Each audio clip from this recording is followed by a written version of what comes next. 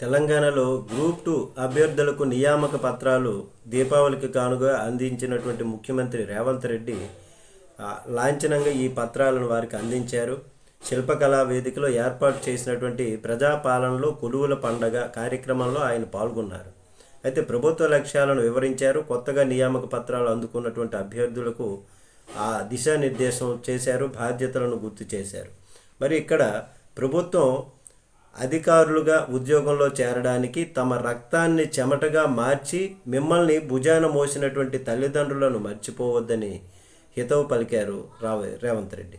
మరి కన్న తల్లిదండ్రులను పుట్టి పెరిగినటువంటి ఊరిని అభివృద్ధి చేసుకోవటం మీ బాధ్యత అని ఆయన సూచించారు. ఏ పేదవాడిలోనైనా తల్లిదండ్రులను గుర్తు తెచ్చుకొని సేవలు అందించాలని ఆయన కోరారు. నిస్సహాయులుగా అండగా సహాయం అందించడమే బాధ్యతగా విధులు నిర్వర్తించాలని ఆయన చెప్పారు. అయితే ఎవరైనా తల్లిదండ్రులను విస్మరిస్తే వారి జీతం నుంచి 10% కోత పెట్టి నేరుగా వారి ఖాతాల్లో వేసేటట్లుగా చట్టం చేయబోతున్నామని రేవంత్ రెడ్డి గారు స్పష్టం చేశారు. ప్రజాప్రభుత్వం అధికారం చేపట్టిన తరువాత మొదటి సంవత్సరంలోనే 60,000 ఉద్యోగాలను భర్తీ చేశామని ఆయన చెప్పుకొచ్చారు.